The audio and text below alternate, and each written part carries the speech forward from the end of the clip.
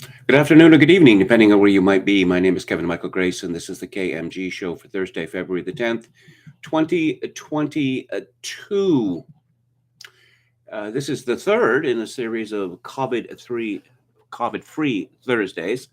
I provide this as a service to my listeners and viewers because I know many of you are sick of it, even though this story,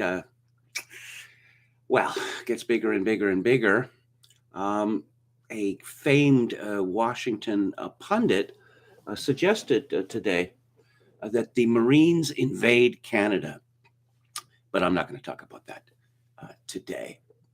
What am I going to talk about? How about I was talking about Lifetime movies the other day, and I neglected to say something that would have been a capper for that. It seems to me that the point of Lifetime movies is to impress women that men are so dangerous that they shouldn't really have anything to do with them. Probably best not to leave the house unless absolutely necessary. Stay in your house with your cat and your box wine and your Lifetime movies. But of course, it's a cliche that these movies are preposterous. But guess what? Lifetime has become self-aware. They are now running a series of ads on other channels called Someone's Been Watching Lifetime Movies. The first one that I saw was a white woman, a Chinese man in a laundromat, and it looks like they were going to be friendly. And then she said something like, yeah, I know this is going to turn out. I'm going to get involved with you, and you're not Tom from Portland. You're someone else who stole the identity of his psychiatrist after, he murdered him and then took off his face and put it on his own. And yes, there's another one on YouTube called New Neighbor or Crazy Stalker. And it's two black women, and someone is moving in, and the black woman who's been in the neighborhood says, yes, you're going to seduce my husband, and then I'm going to have to burn down your house. So presumably then the women who watch Lifetime have learned that their own favorite network is mocking them. I wonder how they will respond to that. Heckling politicians. Apparently, it's a very, very bad thing, and no one should engage in it. This is from Fraser Myers at Spike. Keir Starmer was heckled. So what? Westminster has become hysterical in the face of this completely mundane incident. Anyone reading the commentary about what happened to Keir Starmer would probably come away thinking that the British Labour leader, was attacked, threatened, and perhaps even suffered a near-death experience.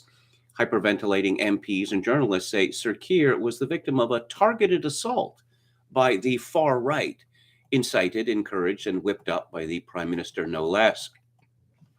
So let's be clear about what actually happened to the Labour leader in Westminster. Keir Starmer was heckled, that is all. The hecklers were unpleasant and said some quite mad things, but as the video footage makes clear, no one so much as laid a finger on him, threw anything at him, or came close to posing a physical threat. Yet this entirely mundane incident has brought the Westminster Village into a fit of hysteria. It has been exaggerated and distorted beyond all recognition. The fact that one idiot heckler accused Starmer of being a pedophile protector and shouted Jimmy Savile has become a pretext for all kinds of trumped-up claims. The Savile jibe has been linked to Boris Johnson's words at Prime Minister's Questions last week when he claimed that Starmer, in his previous job as Director of Public Prosecution, spent most of his time prosecuting journalists and failing to prosecute Jimmy Savile. A low blow and a questionable claim for sure. But because of this, Johnson is accused of having enabled and actively encouraged the so-called attack on Starmer. Well, yes, I would have thought that was part of the price of admission. That if you're going to be someone who wants to bully everyone, to boss everyone around, to say you can do this and you can't do that, there's going to be some negative reaction. But who's the biggest idiot in this story? David Lammy, who is one of the biggest idiots in Britain. Labour frontbencher David Lammy, who was heckled alongside Starmer yesterday, once accused pro-Brexit Tory MPs of being, quote, worse than Nazis, unquote. Yeah. In more news from Britain, Cressida Dick, the poisonous lesbian dwarf, who for several years has been the commissioner of the Metropolitan Police, that is to say, London, she has resigned. And, well, not before time, but I'm afraid she resigned not because of her many blunders, but because of an alleged culture, misogynistic and sexist culture, and racist culture and homophobic culture in the Met Police. And we know how this is going to turn out, that it's going to be very bad for men, particularly, well, white men at the Met Police. Speaking of Boris Johnson, his wife, Carrie Johnson, has been in the news much of late, and Brendan O'Neill writes it spiked. Boris Johnson's government has said a lot of iffy, dissembling things in recent months on everything from the deranged prioritization of cats over people during the chaotic withdrawal from Afghanistan to all those lockdown work meetings that look suspiciously like parties. Officials haven't exactly been 100% truthful, but easily the most wacky, implausible claim Boris's crumbling government has made of late is that Carrie Johnson does not wield much influence in Downing Street, that Boris's infamously woke wife is really just a demure consort who keeps her views very much to herself. Yes, that's up there with previous number 10 incumbents blather about 45 minutes. That would be Tony Blair talking about the alleged threat to Britain from Saddam Hussein. O'Neill continues, the laughable idea that Carrie Antoinette zips her lip on political issues is coming from cabinet members who've been sent out into the media to push back against a new book, First Lady by Lord Ashcroft. It's an explosive tome. It depicts Carrie as basically a woke Imelda Marcos stomping through Downing Street in her no doubt rented high fashion shoes, more on that later, and twisting and shaping the agenda in her own posh SJW image. The book says Carrie exerts a huge influence in Downing Street. Apparently, she has even used Boris's phone to text people, essentially impersonating the PM. Officials report having phone chats with Boris and hearing Carrie whispering prompts to him in the background. The woke whisperer, if you like, mesmerizing the PM into adopting the cranky worldview of the time-rich virtue signalers who are legion in the Sloane Ranger set. Who knows if everything in the book is true? A spokesperson for Carrie says it's all vile fabrications, and government high-ups have been busy shooting it down. It's not true that Carrie has undue influence in Downing Street, says Kwasi Kwarteng. Undue is doing a lot of work there. And it's sexist to suggest otherwise, says Sajid Javid, that old chestnut.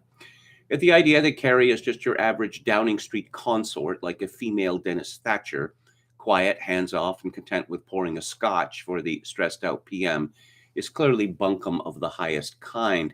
The Tory leadership really must have a low view of voters if they think we'll buy this BS. The Kerry set can't have it both ways. They can't 1 minute imply that Ms. Johnson is a shrinking violent who never meddles in her hubby's work, and the next big her up is a kind of girl boss PM's wife who wants to use her national platform for good. Good meaning woke, or in other words, bad. We mere mortals in the electorate might not have an insider's view of Downing Street, but we've seen enough of Carrie out and about in the world to know she isn't shy about wearing her wokeness on her sleeve. We all saw her give a speech for Stonewall, that is a alphabet people pressure group, at the Tory party conference last October, just months after Liz Truss, the then Equalities Minister, had had a very public tussle with Stonewall over its mental diversity champions scheme. Carrie was being brazen. She was signaling to Truss, who, let's remember, is elected, unlike Carrie, who has not once asked the great unwashed for its votes, that not every Tory wants to push back against the woke agenda. It was an act of woke maneuvers, a warning shot from the undemocratic PC wing of the Downing Street machine, and it made many of us think, wow, if Carrie believes that like this in public, imagine what a pain in the arse she is in number 10. O'Neill continues, everyone knows what Carrie is playing at when she cozies up to Stonewall and bangs on about alphabet people issues and publicly professes her fealty to the high status religion of gender fluidity. Even The Guardian knows. Her conference love-in with Stonewall was significant, said that paper, because it looked like a two-fingered salute to the Tories who are trying to initiate a culture war against trans people.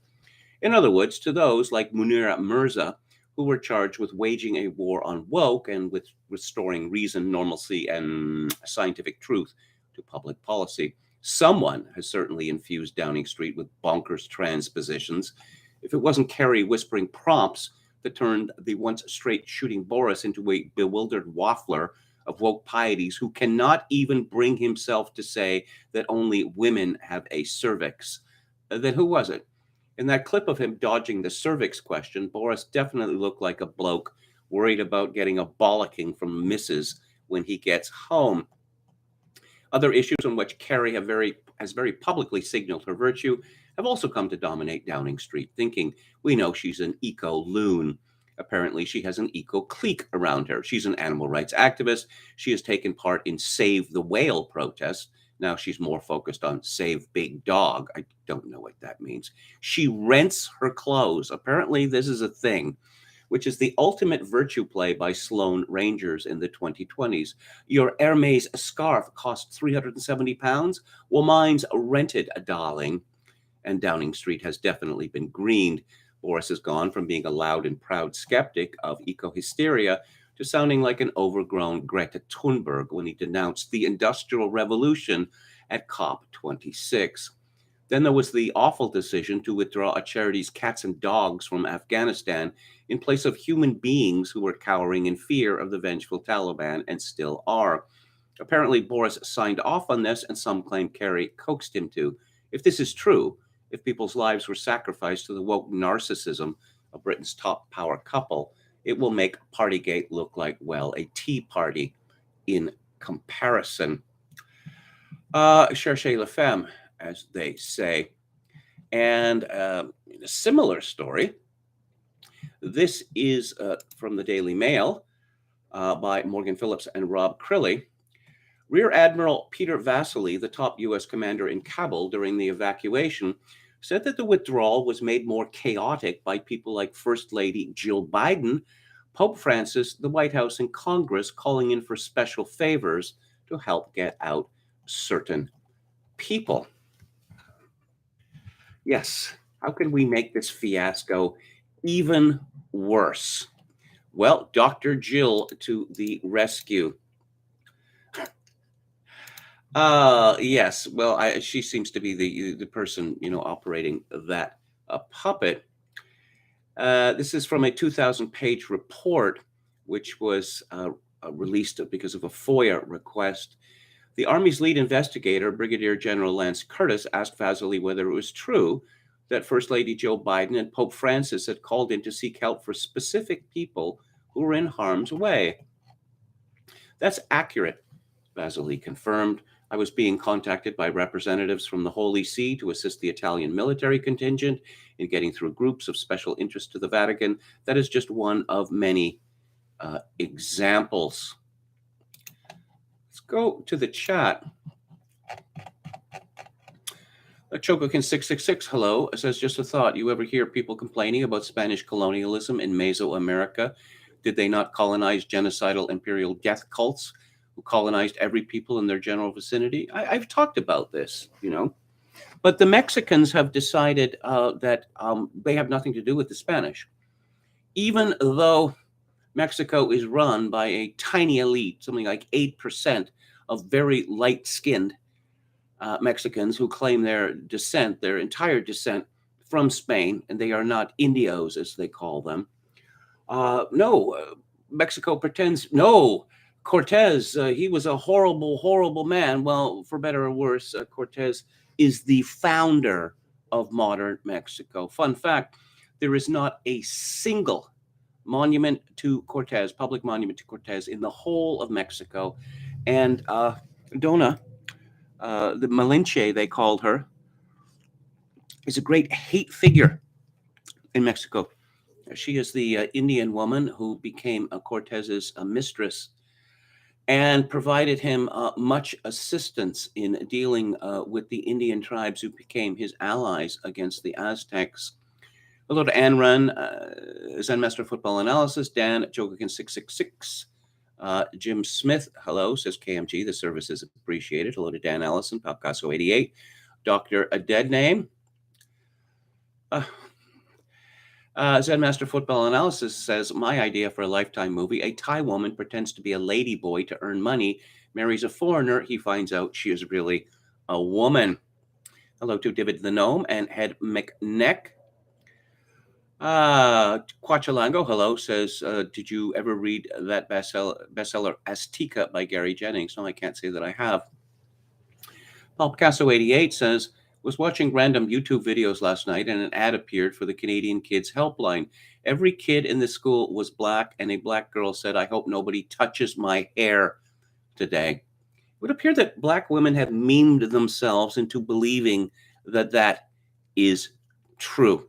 Apparently, even adult white women just can't keep their hands off black women's hair, which is an obvious falsehood. Hello to G's Histel and JJ.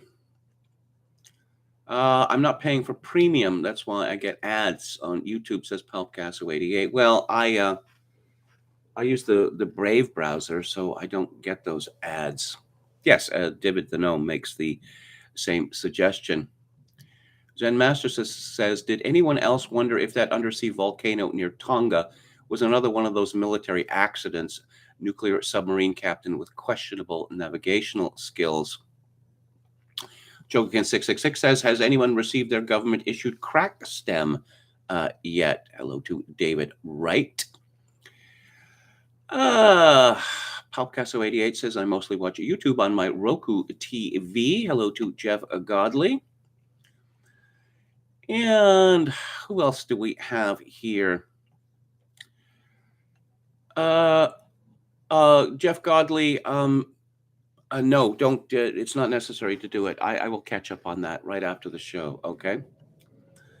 Metal Mike, hello, says ads never pop up for me during KMG show when it's live. Okay, let's talk about a certain word, a word that has the world, well, terrified, especially North America. This is by Spencer Clavin at The American Mind. What's the Rogan controversy really about? Joe Rogan's enemies finally found something that sticks. It took a while. First, a group of doctors called on Spotify, which hosts Rogan's massively successful podcast, to immediately establish a clear and public policy to moderate misinformation. Then the Canadian dad rocker Neil Young removed his music from Spotify in protest. And then on January 30th, when a media organization called Patriot Takes published a supercut video of Rogan saying the N-word, now they've got him. We've had conversations with Joe and his team about his history of using some racially insensitive language, wrote Spotify CEO Daniel Ek to his employees. Following these discussions and his own reflections, he chose to remove a number of episodes from Spotify. As of this writing, Rogan's $100 million deal with the platform remains in place, but Ek is counterbalancing it with an investment of equal value in audio content from historically marginalized groups. Because Black people, they're just not on the internet. They're not. I mean, you can search for hours and hours and you won't find any content created by Black people on the internet. It's some sort of law, or I don't know. The interesting thing about all this is that it has absolutely nothing to do with actual racism, and nobody involved really thinks it does. Attacks on Rogan for hosting certain people morph seamlessly into the unrelated charge that he is incautious in his use of racial epithets. Rolling Stone called the whole affair an ongoing debate over whether the streaming giant is responsible for monitoring misinformation and harmful content, as if racism and something denialism fall equally and indistinguishably into the bucket of unacceptable language. Rogan used the word in question on all sorts of occasions when quoting others, for example, and when comparing the impact of different racial insults. The one thing he didn't really use the word to do is degrade Black people. Rogan's detractors are not actually accusing him of using a slur as a slur. He's just guilty of saying those two syllables out loud, and this offense compounds with his views on a medical question to make him generally a bad guy. The past 2 years have been too damaging to the reputation of health experts for a small consortium of them to carry real weight against a media giant like Rogan. For most people under 50, Neil Young's most noteworthy moment in the public eye is the one we're witnessing now. None of these adversaries is nearly formidable enough to vanquish Rogan, whom, unlike them, people actually like. But these earlier attacks made clear that yesterday's tastemakers and today's thought monitors find themselves threatened by Rogan's success and are willing to organize a coalition against him. That is why Patriot Takes, which receives support from the super PAC Midas Touch, rummaged through the storehouse of possible grievances to find one that would play in today's media environment. What they found was a shibboleth so forbidden that it could supercharge the previous accusations of misinformation. That is the spirit in which Rogan has received the message. We found the N-word quoted in more than 9,500 opinions written since 2000 by jurists as varied as Sandra Day O'Connor, Sonia Sotomayor, Ruth Bader Ginsburg, and Clarence Thomas, wrote law professors Randall Kelly and Eugene Volokh in the Washington Post.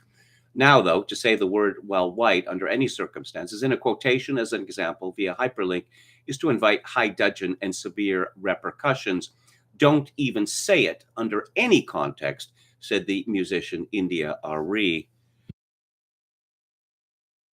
That India Arie has come over to Joe Rogan's side, and it has been suggested that money changed hands in order for this to happen. But back to Spencer Klavan. The effect of this attitude is not to reduce the word's power, but to increase it. American English is full of neutered epithets from bygone hostilities, old insults that can now be tossed around in jest. Words like Guido and Mick. By contrast, the N-word has become a totemic utterance, a sound not to be pronounced by the unworthy for fear of thunder from heaven. Ironically, Rogan observed this very phenomenon in one of the offending clips. When you say the N-word, you're like saying it cannot be spake, it cannot be uttered, it is a sacred word, it's a magic word, unquote. Here, Rogan is displaying exactly the perspicuity and candor that have gotten him into trouble. The issue is not vulgarity. In front of the right crowd and directed to the right enemies, vulgarity is considered a virtue. Robert De Niro got a standing ovation at the 2018 Tony Awards just for saying F Trump, although he said the whole word. But those who seek control over thought and speech do not want the N-word to become sayable. They want it to become all-powerful. That way they can use it to discredit and intimidate people over whom they otherwise have no control. People like Joe Rogan. The relation to the N-word to a new medical policy is that of a V8 engine to an old junker that just won't start. Well, I agree with everything there, except conceding this term racism is a mistake. It should never be done. Apparently, racism is any kind of behavior that the people in power believe is bad. It's really as simple as that now. And of course, as always, this is a word that Black people hear from each other dozens or hundreds of times a day and frequently use themselves dozens or hundreds of times a day. But then when they hear it from each other, they don't burst into tears or fly into a murderous rage. I've noticed, I'm sure you have too, in recent years, Black people have taken to using the word Negro as a racial insult directed at Black people with whom they disagree or dislike. This is from Rebecca Lawrence at the Daily Mail. Naomi Campbell takes a swipe at Kim Kardashian as reality star is accused of blackfishing in Vogue cover shoot. Wait a minute, isn't Kim Kardashian Black? She's certainly dark enough, and she only has sex with Black men, right? That she's not having sex with Pete Davidson. No, just put that out in mind. It is not happening. Naomi Campbell took a swipe at Kim Kardashian's latest Vogue cover. What on earth is Kim Kardashian doing on the cover of Vogue? As the reality star faces yet more accusations of cultural appropriation. Here we go. Here we go. Cultural appropriation. And I'm looking at a picture of Naomi Campbell, who's very black indeed, and she has perfectly straight hair. I wonder how that was achieved. And why would she want perfectly straight hair? She's not happy with the hair that she was born with. Kim, 41, has long been accused of copying supermodel Naomi's style, with fashion blog Diet Prada bringing up the comparisons again on Wednesday as Kim's Vogue shoot came under fire. The reality star has been accused of blackfishing, attempting to appear to have black heritage in the images where she models traditional African hairstyles and dons outfits similar to those worn by black icons. What? They have ownership of certain outfits forever? Naomi, 51, made her feelings clear as she liked the Instagram post, which compared Kim's cover shoot with similar shots using black artists and was captioned, "Kim and Vogue said Black History Month." Oh, so it has to be only black people during Black History Month in Vogue. Does that mean for the other 11 months of the year, it can only be non-black people? The post also noted Kim's comments on lookalikes in the interview. She said, "I don't know if I would ever say, oh my God, this person looks like me. I think if someone has dark hair and tan skin, people are going to say, oh, that looks like Kim." And that's not fair because there are so many people who are just themselves. Within the last week, we have Thandie Newton, the actress, who doesn't go by Thandie anymore. She uses the full African spelling of her name, bursting into tears publicly because people are accusing her of not being black enough because she has a white, a white father or a white mother. America has just, and much of the rest of the world has just gone completely crazy over race. Completely bonkers. And let's see. Oh, no, wait. We have a breaking story here on this file. This is from Variety. Ethan Schanfeld. Kanye West says Billie Eilish insulted Travis Scott, threatens to pull out of Coachella. Eilish responds. Oh my God, what did Billie Eilish say? Kanye West took to Instagram Thursday to call out Billie Eilish for comments she made at a recent show about concert safety, which West apparently perceived were targeted at rapper and Astroworld Festival founder Travis Scott. Despite Eilish never having mentioned Scott, West posted on Instagram a screenshot from hip-hop account at RapCTV that reads, quote, "Billie Eilish dissed Travis Scott at her concert after she stopped the show to give her fan an inhaler. I wait for the people to be okay before I keep going." That's what Billie Eilish said. Responding in his own caption, West wrote, "Come on, Billie, we love you. Please apologize to Trav and to the families of the people who lost their lives." What? No one intended this to happen. West added, "Trav didn't have any idea what was happening when he was on stage and was very hurt by what happened. And yes, Trav will be with me at Coachella, but now I need Billie to apologize before I perform." A couple of hours after he posted, Eilish responded in the comments, literally never said a thing about Travis, was just helping a fan. During her February 5th concert at State Farm Arena in Atlanta, Eilish paused the show after seeing a distressed fan in the audience. "Do you need an inhaler?" "Who needs it?" Eilish said, pointing into the crowd. "Do we have an inhaler? Can we just grab one? Guys, give it some time. Don't crowd. We're taking care of our people. Hold on. I wait for people to be okay until I keep going." So Kanye West finds out about this, and he decides that this is a diss of Travis Scott, which in turn is a diss of him, because Apparently, the purpose of the universe is to big up Kanye West. I mean, this man is so obviously bonkers and has been for so long. It's interesting why people pay any attention to anything he has to say, when he's not trying to, muscle Taylor Scott off the stage or muscle Beck off the stage.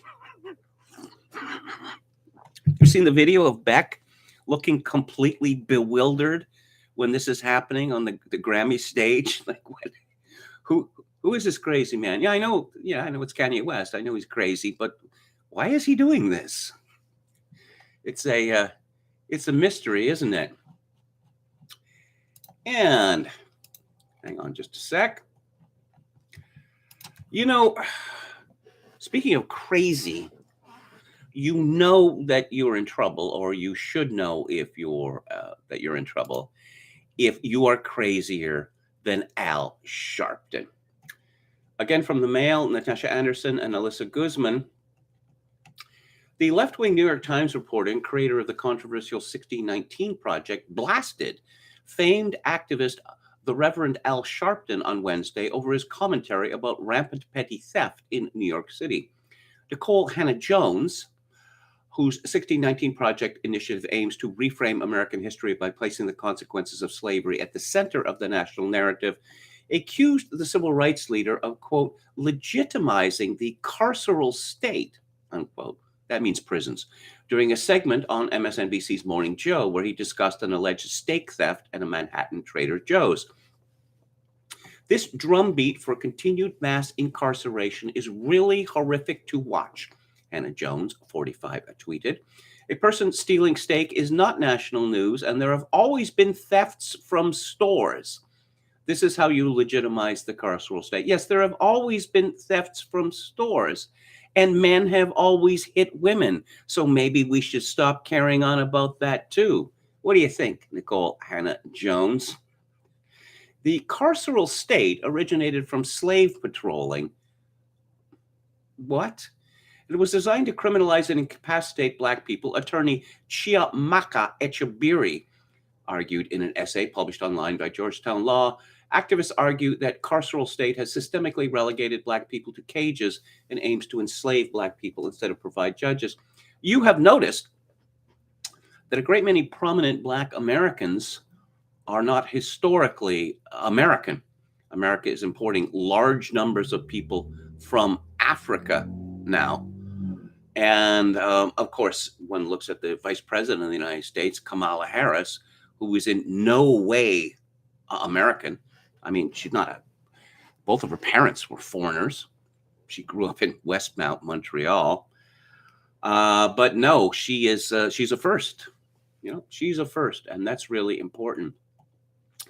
The journalist's comments came after Sharpton, 67, took to Twitter to promote his MSNBC segment, calling on new Mayor Eric Adams to crack down on shoplifters across the Big Apple, which has seen a surge in overall crime of nearly 42% so far this year. The alleged theft occurred Tuesday morning at the grocer's East 14th Street location. Surveillance footage of the incident, obtained by the New York Post, shows the suspect, who claims to be homeless, walking out of the store as he carried 10 packages of meat in his arm. Now, the way that this was presented by the Mail, I got the impression that someone had wandered into a restaurant and grabbed a steak off someone's place and then, run out the front door.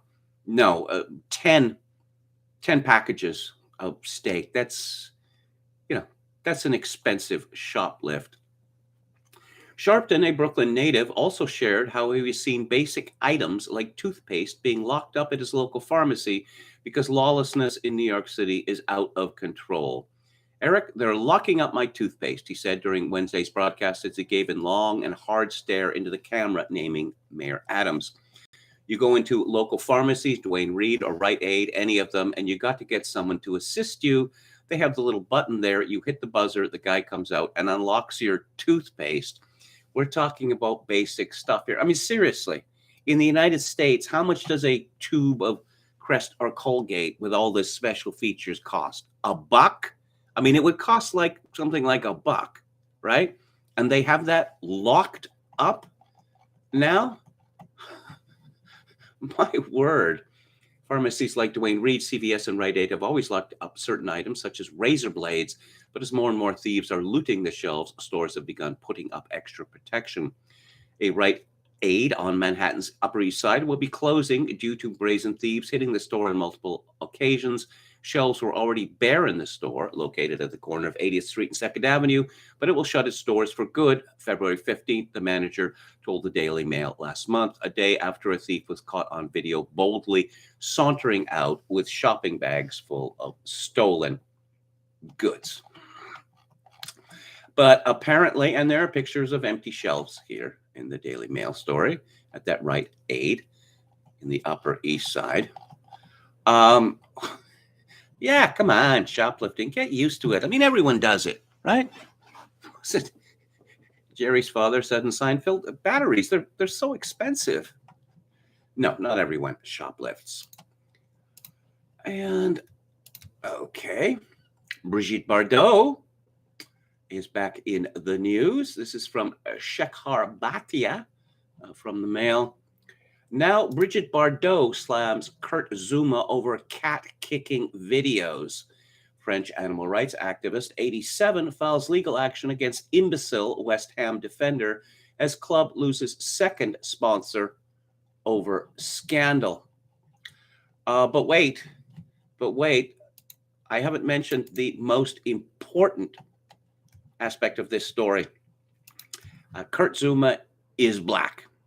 So maybe this is somehow carceral, you know. Is what he's doing worse than racism, which of course is the most important question now. This is from Sam McAvoy at the Mail. West Ham star Michail Antonio, who is black, asks why there are demands for cat-kicking teammate Kurt Zouma to be sacked when footballers convicted of racism are still allowed to play. Convicted of racism? All right.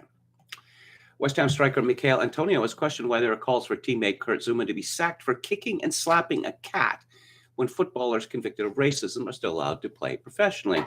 Zouma has faced a fierce backlash after he was filmed kicking the cat in his £2 million mansion, and Antonio suggested the public reaction has been too severe when he spoke to reporters outside West Ham's training ground. Sponsors Adidas have dumped him, and West Ham were already counting the cost of their controversial decision to stick by their man and start Zouma in Tuesday night's Premier League match against Watford, with life insurance company Vitality suspending their £500,000 a year sponsorship.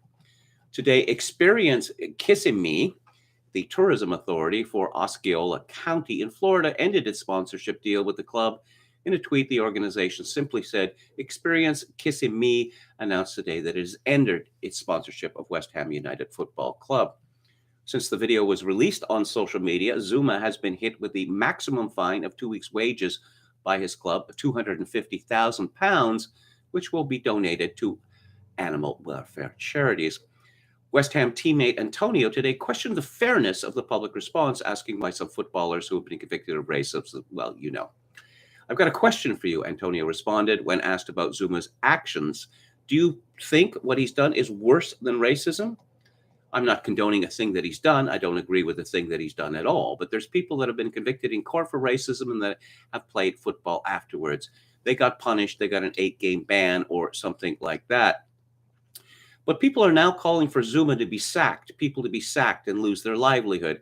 I've just got to ask this question to everyone out there. Is what he's done worse than what the people who've been convicted for racism? The Mail comments, it's not clear which racism court convictions Michail Antonio was referring to this morning, given that no high football footballers have ever been found guilty in criminal proceedings.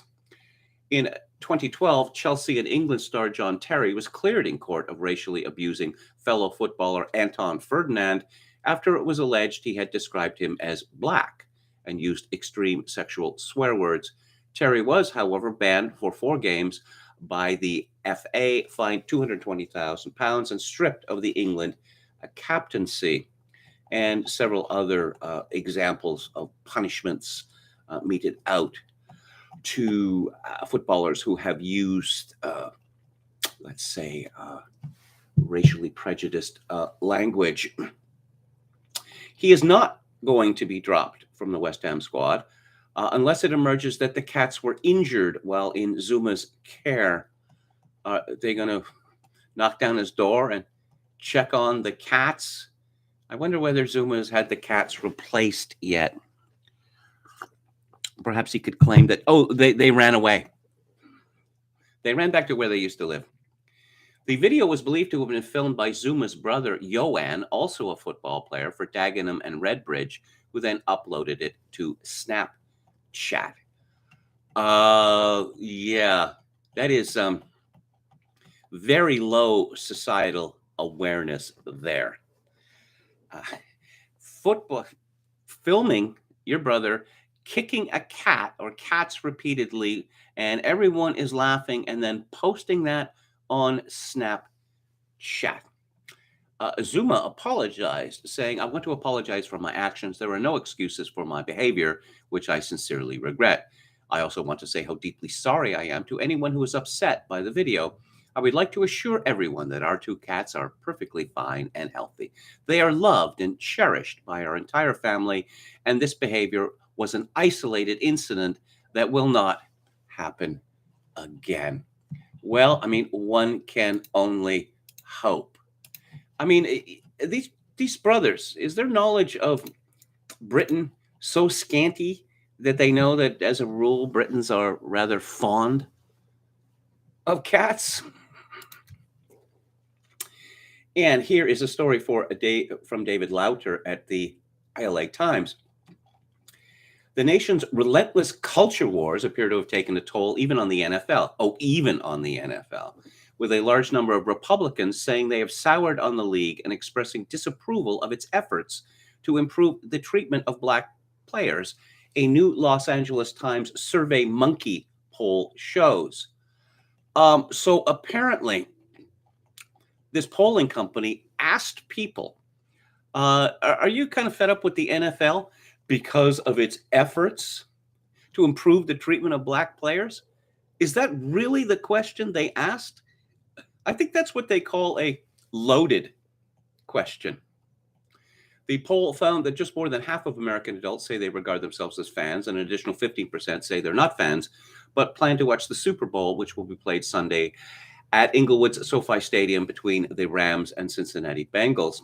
But the league's popularity has eroded somewhat in recent years, the poll found.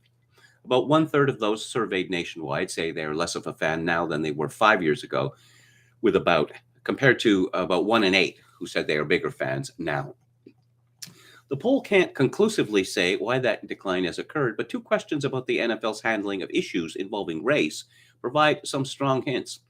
People who say they are less of a fan now than they were 5 years ago are more than twice as likely as everyone else to say the NFL is doing, quote, too much to show respect for its Black players. Again,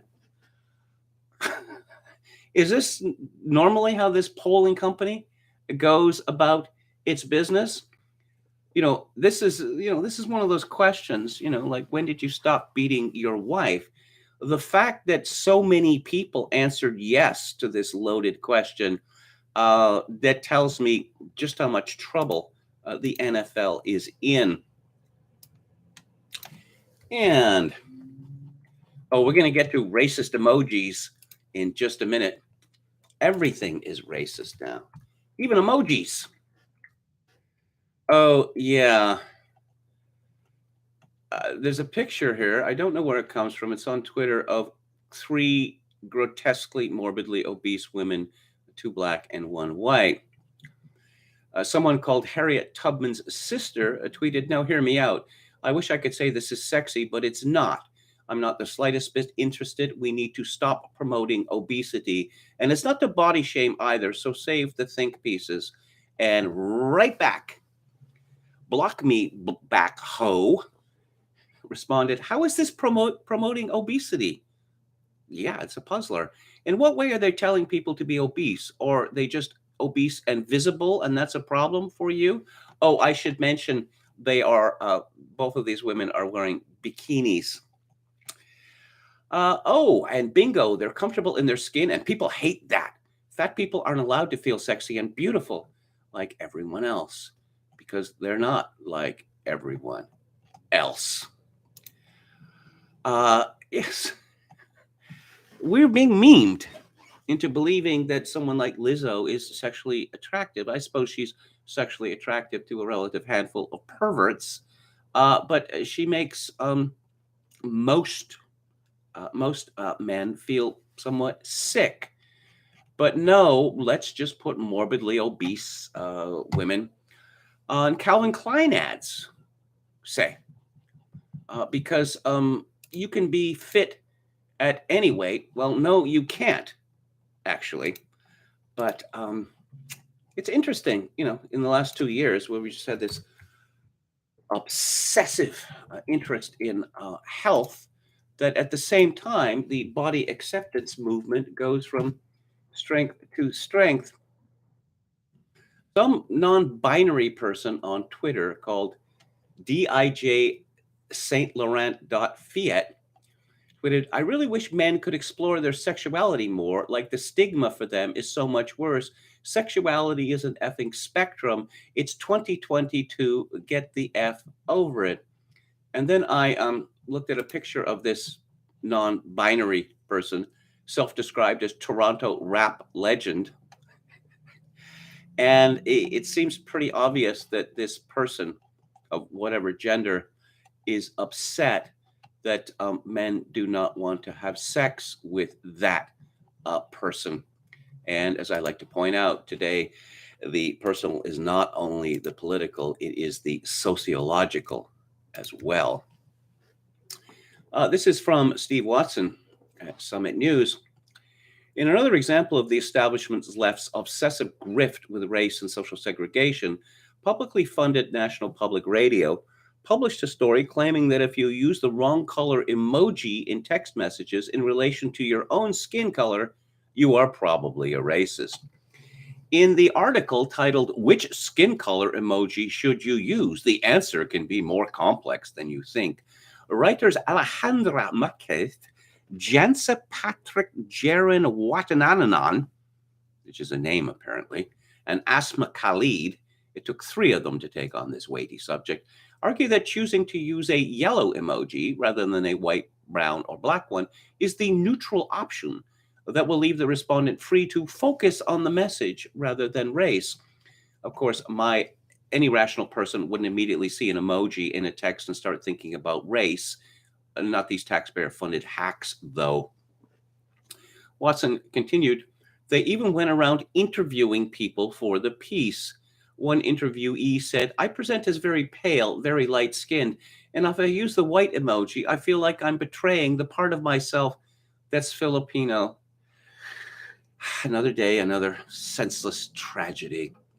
The interviewee continued, but if I use a darker color emoji, which maybe more closely matches what I see when I look at my whole family, it's not what the world sees, and people tend to judge that. Paul Joseph Watson had tweeted, the only emojis relevant here are the clown and then the world.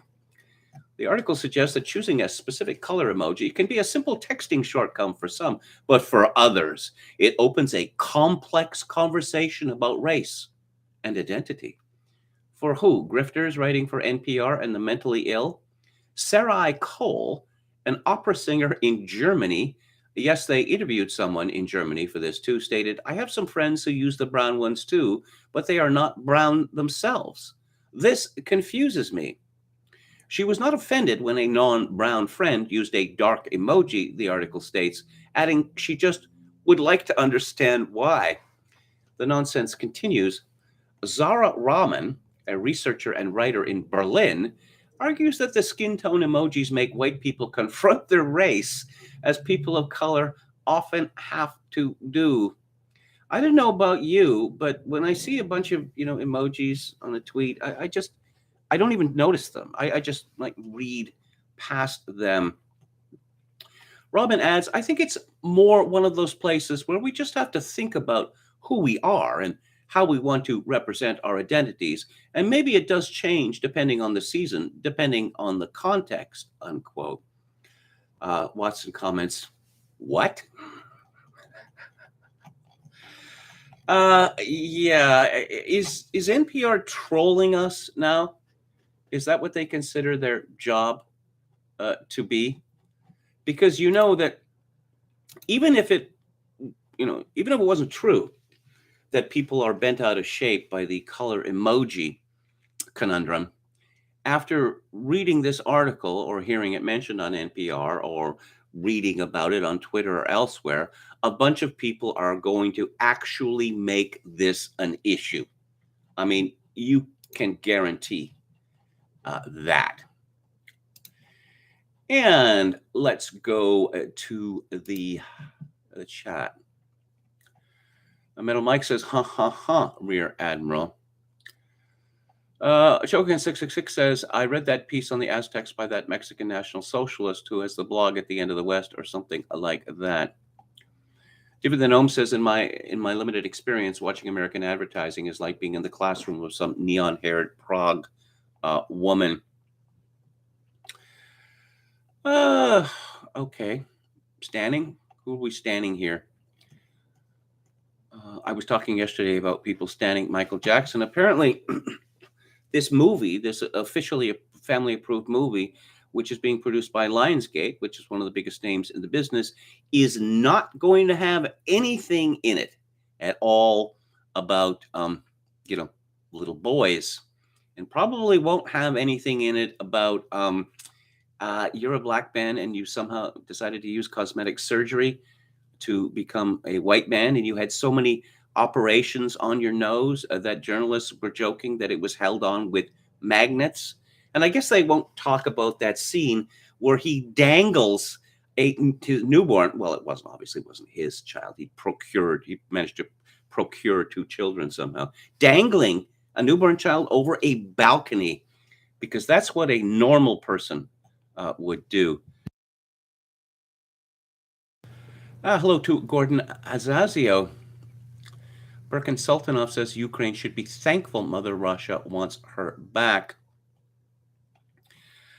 Zen Master says someone on 4chan is now creating a set of porcelain white, blonde-haired, and blue-eyed emojis. I don't know. I suppose you could get over this issue by simply putting a picture of your face in your avatar. Then people would be able to see what you are. Let's talk about Adele. Here's another person who is continually in the news, but you won't believe why she's in the news now. This is a profound, like the emojis, a profoundly stupid story, but it's going to be memed into existence. And I wouldn't be surprised to find that Adele, who's already in trouble for canceling her Las Vegas engagement at the last moment, putting many people thousands of dollars out of pocket. But she won the Brit Award, which is like the British Grammy. And they've decided that these awards are going to be gender neutral now. Adele was standing up for her sex. This is from the Mail. Trans teacher is among fans praising Hello Singer for speaking out on non-binary Brits by saying she loves being a female artist and risking being mercilessly persecuted like J.K. Rowling.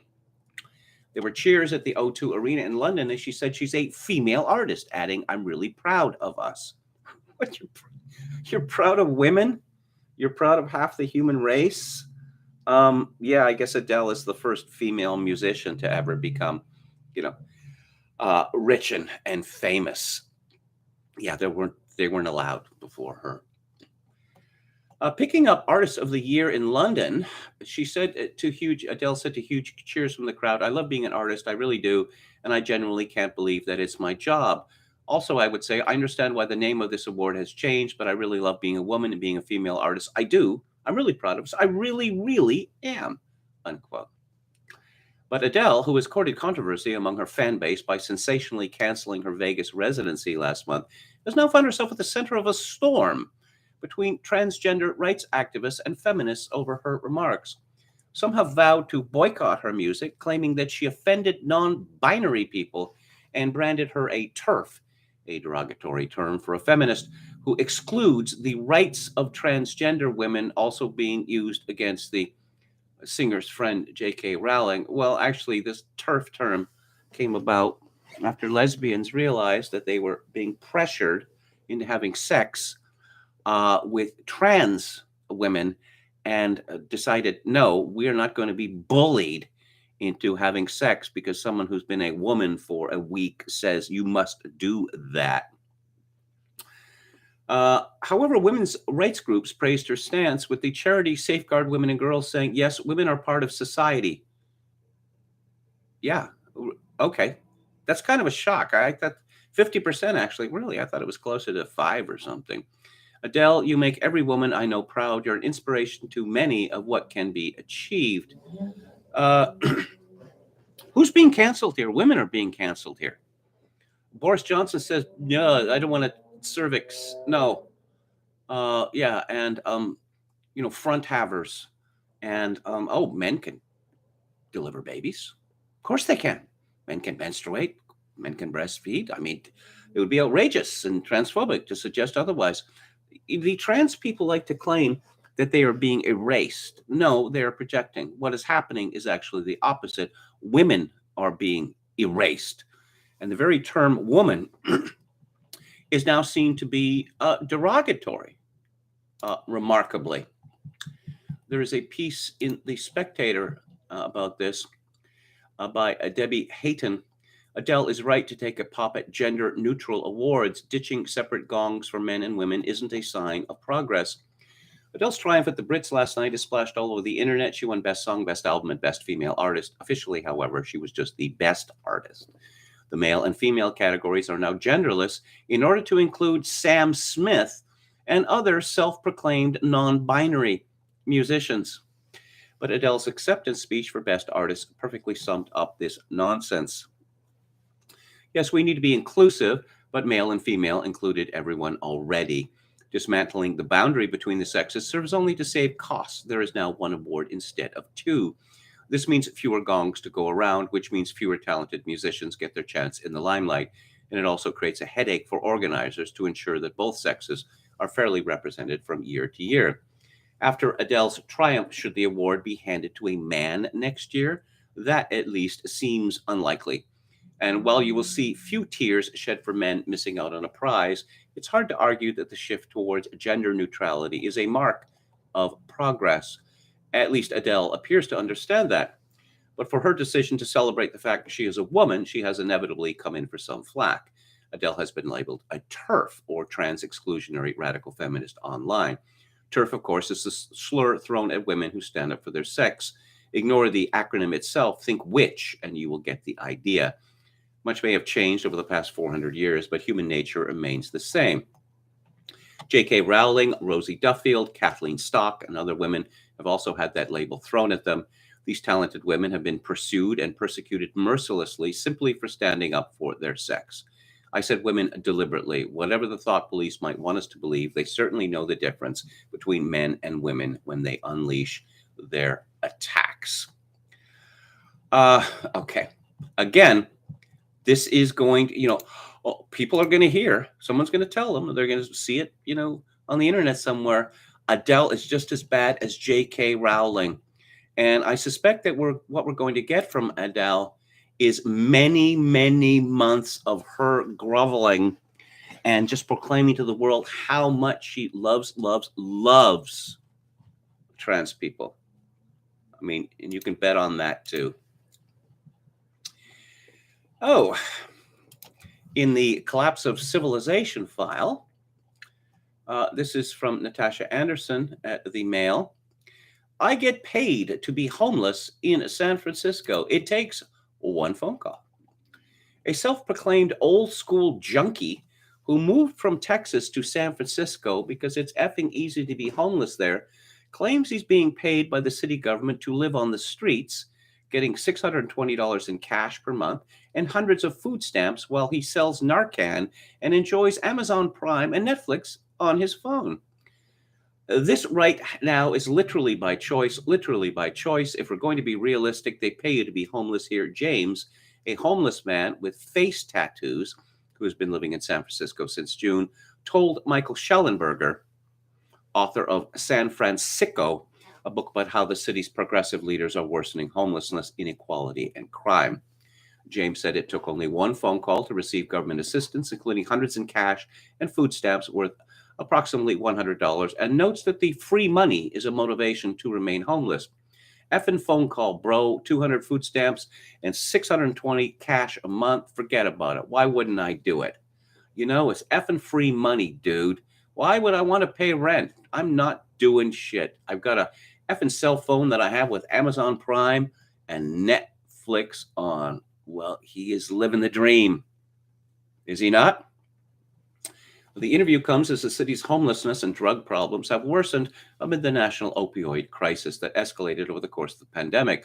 Both local and federal leaders say they're working to implement new strategies to combat the drug crisis. Well, if it's anything like Canada, the new strategy to combat the drug crisis is to give these people free drugs. Oh, but they're high quality, only the best quality. They're not adulterated. San Francisco Mayor London Breed has declared a state of emergency in the city and has vowed to crack down on open-air drug use and drug dealing. Believe it when I see it. Similarly, the Biden administration seeks to limit infections and fatalities among drug users and has created a $30 million grant program to reduce substance abuse to underserved communities, i.e., free crack pipes. James said that the drug crisis in San Francisco has become incredibly disgusting, with dealers providing impure substances to users who then overdose because they take drugs alone. He also blamed the cops for failing to arrest foreign-born dealers. Ooh, he's a xenophobic homeless guy, alleging the police are getting paid with fentanyl. I've talked to the cops here. I'm literally 10 feet away from the drug dealers talking to you guys. Why don't you go arrest them right now? He said. And they're like, arrest them for what? San Francisco is a sanctuary city. We arrest the Hondurans and we put them in jail. They're out 2 days later. If they're letting the Hondurans deal on the corner every day, somebody getting paid with fentanyl, James added. Oh, I see the problem is the foreign drug dealers who are putting American drug dealers out of work, presumably. As I say, end of civilization type stuff. And, well, everyone is going crazy these days, it seems. This is by Alex Hammer. Would you care for a woke-up call? Soho House now asks global members of the exclusive group to choose from more than 40 Neo-pronouns as part of their profile. The Storied Society, which sports 32 locations across the globe, implemented the new prompt last year. Okay. It says here, pronouns, select your pronouns. Add up to 4 pronouns to your profile so that people know how to refer to you. You can edit or remove them anytime. And here they are. Co, cause, e, air, m, a, fay, fair, he, her, hers, him, her, his, mer, mers, ni, nay, ner, ners, ners, per, pers, she, theirs, them, they, von, fawns, v, ver, vi, ver, viz, z, xe, xem, xyr, z, and z, and zer.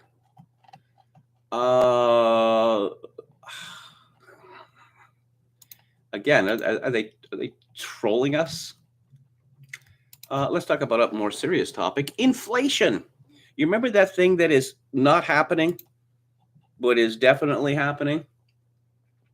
Well, even the media can't ignore it anymore. This is by Jeff Cox at CNBC.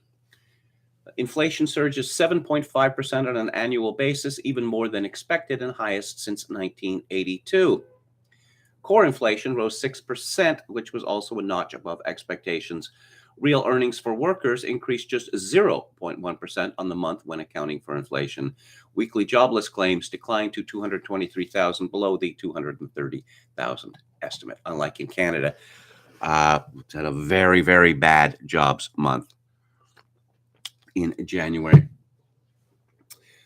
Let's see. The 7.5 increase compares with Dow Jones estimates of 7.2% for the closely watched inflation gauge. And of course, if the government tells you that inflation is running at 7.5%, it is more likely running at 15 to 20% because of the basket that they keep. And in that basket, housing, college costs, medical costs, they're not part of the basket because nobody goes to college or pays for their children to go to college, and no one endures, medical costs. And I don't know, people live in a cloud. They don't live in apartments or condos or houses. So, of course, this is all very bad news for Joe Biden, but it's someone else's fault. Apparently going completely nuts with federal spending, that has nothing to do with inflation. We had this argument in the 1970s and 1980s, and it's monetary policy that determines inflation. We all knew that. And monetary policy was used to crush inflation in both Britain and the United States. But now we've forgotten that lesson. Sundance at the conservative Treehouse writes, when the Biden administration loses MSNBC, the White House is realizing this is going to crush them. In an unusual MSNBC discussion, the regime stenography panel admits that not only is inflation bad now, but is likely to get much, much worse. Just watch the first 3 minutes to recognize the scale of how the economic situation in the U.S. is being accepted by the water-carrying media. The problem we have here is a series of events that have led to higher prices, says Leesman. I'm afraid this number is bad and could get worse. Keep in mind, most Americans have no idea what 15% inflation and rising interest rates look like. The Gen X generation saw everything as it was growing, and the millennial generation has no reference point for thrift prioritization and not being able to indulge themselves. How many even know how to cook, let alone sustain themselves financially? You might think this is an exaggeration, but based on my experience with quite a number of millennials, many of them are not up to cooking ramen noodles. Many of them eat them raw, tearing up their mouth in the process. I once told a millennial related to me, look, it takes like 5 minutes. You put water in the pan, you put the noodles in, and it boils. You let it boil for, I don't know, 15, 30 seconds or whatever, and then you drain it, right? Or you add the you add the little sauce there in the packet. But no, that would be too difficult.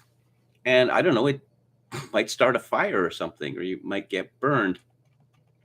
Anyway, and I noticed a few years ago that stores have started selling the ramen noodles without the flavor packet, on the assumption that there are all these young people who are going to eat it raw.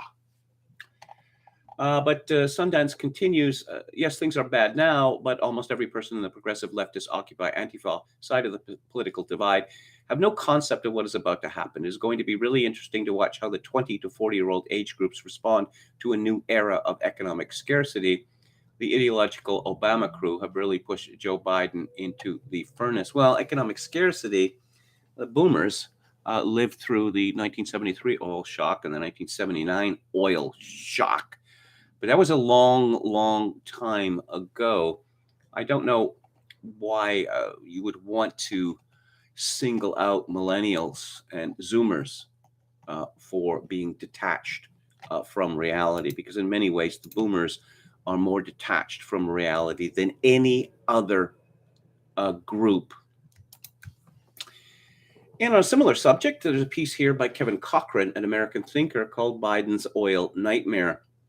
If you think the highest overall inflation rate in 40 years of 7.5% is bad, get ready for a real shock coming to a pump near you. Oil prices are surging so much that, ironically, even the Green New Deal president is begging global and domestic producers alike to ramp up production and pump. Despite his releasing millions of barrels of crude from the Strategic Oil Reserve and pleading with oil-rich nations to increase their output, prices continue to climb. In early December, oil was trading at $65 per barrel. Today it's over 90, which is more than a 50% increase in a little over a couple of months. This past week, the average price of gasoline in the US hit a 7-year high at the pump, but there's still much more to come. And while the US Energy Information Administration these past few weeks predicted that prices will now decline continuously well into 2023, oil traders are pricing for $100 barrel and higher in the next few months.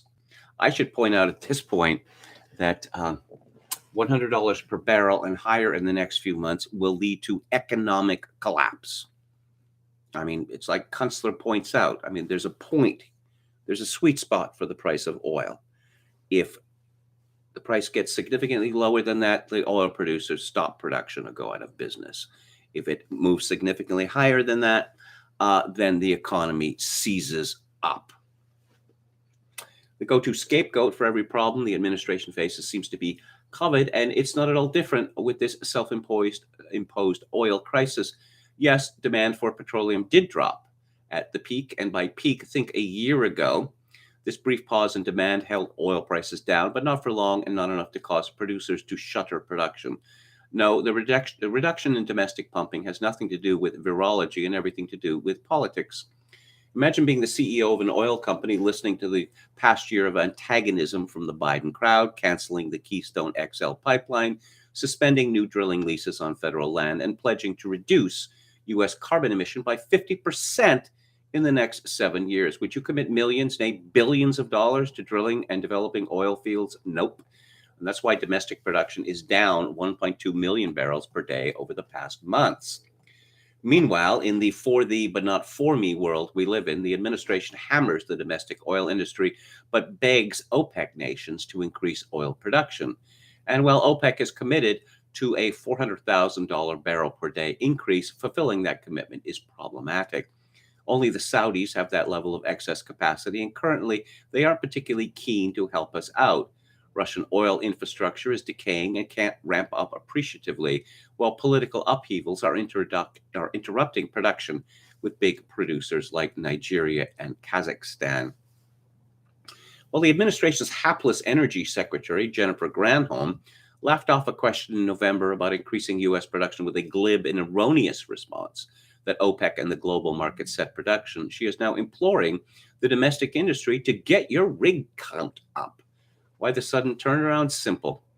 People vote with their pocketbooks. A recent CNBC poll shows that 2/3 of all voters disapprove of the Biden administration's efforts to help their wallets. Personal finances are the biggest concerns on people's mind, far outpacing racial tensions, policing, and even a particular medical problem. Gasoline is a large proportion of a typical family's budget, consuming as much as 20% in low-income households. Yes. You know, it's funny. I remember when Jimmy Carter was president and people were laughing at him. Even people in the media were laughing at him almost from the very beginning, you know. But with Joe Biden, no, after a disastrous first year, oh, he's the unifier. So, you know, well, he's not a Republican. He's especially not Donald Trump. And let's go back to Tainter's The Collapse of Complex Societies and Theories of Collapse. And this is his attempt to unify these theories. Additional considerations apply to the peasant revolt scenario. Peasants are frequently disaffected, but they rarely revolt. They're usually passive spectators of political struggles. Peasants often harbor a sense of injustice, but this needs to be given shape and expression. Thus, peasant wars are generally initiated by a fusion of disaffected intellectuals or military leaders and rural supporters. Moreover, peasantry will rarely join an uprising until the superior military forces of the rulers have been neutralized. More often, the chief weapons of peasants are to turn to large landowners for protection and or to increase their passivity and indifference to the success of a regime, both of which happened in the later Roman Empire. Revolutions usually aim at a transformation of regime or at restoration with modification, not at socio-political collapse. A new hierarchy is always implicit in the alliance between intellectuals and peasants. These brief notes indicate that the archaeological reliance on the peasant revolt explanation of collapse, which is so favored in some areas, greatly requires more attention to the known dimensions of peasant political action. It is appropriate to close this section by noting that not all misadministration is exploitative. Certainly, there are cases where problem solving is well meaning but inept. The popular media, for example, recently carried an article suggesting that a large southwestern pueblo was abandoned because the populace devoted excessive energy to ritual control of the environment and too little time to actual farming. This idea seems most appropriately characterized as the Neronian model. The Anasazi prayed while the corn was spurned. A social dysfunction. This is a vague theme that requires little discussion. Its essence is that societies collapse due to mysterious internal processes whose nature cannot be specified. Martin, Quimby, and Collier, for example, list integrative deficiencies of Puebloan social organization as one source of collapse and abandonment in the American Southwest. Milakishvili proposes that societies fall due to A, violation of systemic connections in the economic core, and B, external influences. Friedman argues that if social forms fail, it is because they have laws of their own whose purpose is other than making optimal use of their techno environments. Assessment. Hang on just a sec. Popular writers like to think in terms of social dysfunction and often expound vaguely about unraveling of the fabric of society. This clearly should be known, as suggested to me by Bonnie Bagley Tainter, as the warp and woof model of collapse. In a more serious vein, these studies alike offer neither sources of stress nor causal mechanisms that can be analyzed in any objective manner. They are thus unsatisfactory as explanations for collapse. Mystical factors. Mystical explanations are second in popularity to those that postulate class conflict, an interesting fact in this age supposedly dominated by rational science. Their essence is that they contain no reference to empirically knowable processes and often make value judgments about particular societies. Mystical explanations rely on concepts like decadence, vigor, or senility. Societies are ranked according to these subjective factors, and collapse is explained accordingly. Decadent societies, in this view, are seen negatively and are axiomatically liable to disintegrate. Many such theories have been developed of great diversity, indeed, often of diametrically opposite views. They are united in their lack of concern with empirically knowable or observable factors and in their reliance on an author's subjective assessment of individual societies. In contrast to the themes discussed to this point, mystical explanations are presented more often as universal theories than as case-specific scenarios. There are plenty of the latter, to be sure, but for once they need not dominate the discussion. The best known of such accounts are those of Spengler and Toynbee, but these authors are merely the most prominent of a crowded field, a field with a long history indeed. Mesopotamian historiography contains what must surely be one of the oldest explanations of collapse. In considering the fall of Sargon of Akkad and of the third dynasty of Ur, the decline of empires was ascribed by Mesopotamian writers to be the impiousness of rulers and to marauding enemies sent by the gods as punishment. Cities flourish under good kings, but suffer under impious ones. Plato observed that in his day, thousands of states had come into existence and perished. He asserted a biological analogy that has never disappeared from collapse studies, since all created things must decay. Even a social order cannot last forever, but will decline. The controlling dynamic to Plato was that there is a right and wrong time for human reproduction. If the right time is not met, the children will be begotten amiss. The appropriate time is controlled by a mystical numerology. The frequency with which it is missed leads to poor leadership, to war, hatred, strife, and to conflict between those interested in either profit or virtue. Class oppression results. And I'll have more from Joseph Tainter's The Collapse of Complex Societies tomorrow. You all know the Me Too movement. Well, it's gone micro, as in microaggressions. This is from Steve Saylor's blog. The elderly Harvard anthropology professor accused of vaguely flirting with female grad students is the upteenth version of a news story we've read constantly since Anita Hill. Hey, everybody, let's all talk about how I'm so hot that an important man made a fool of himself over me, and I'm looking at a picture of these three women, and all of their faces say, beware. From the New York Times news section, the controversy surrounding John Komaroff, an anthropologist, has divided the faculty, with scholars like Jill Lepore and Henry Louis Gates Jr. supporting their colleague. And this story is by Anemona Harticolis. Anemona Harticolis. Boy, that is quite the moniker. And I looked at a picture of her, and you do not want to get on the wrong side of this woman. For her first day of graduate school at Harvard, Lilia Kilburn arrived at her advisor's office by bike.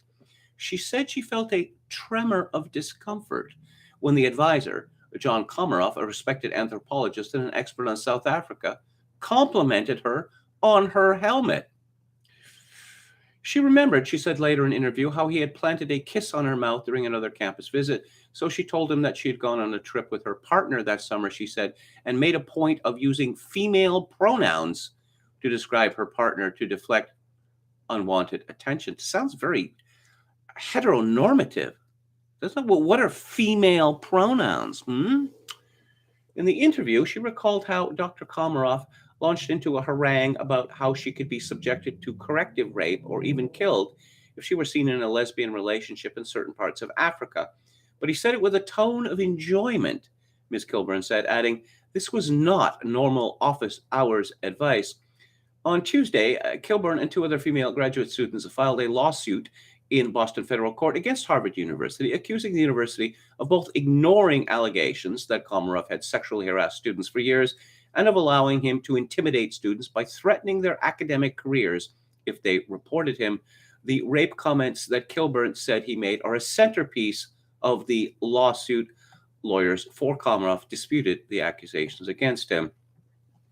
Saylor comments, it would be perfectly okay to warn a lesbian about the danger she would face in traveling around, say, Idaho, but it seems pretty racist for a professor of African studies, now 77, you dog, you, to mention the law and customs in an African country.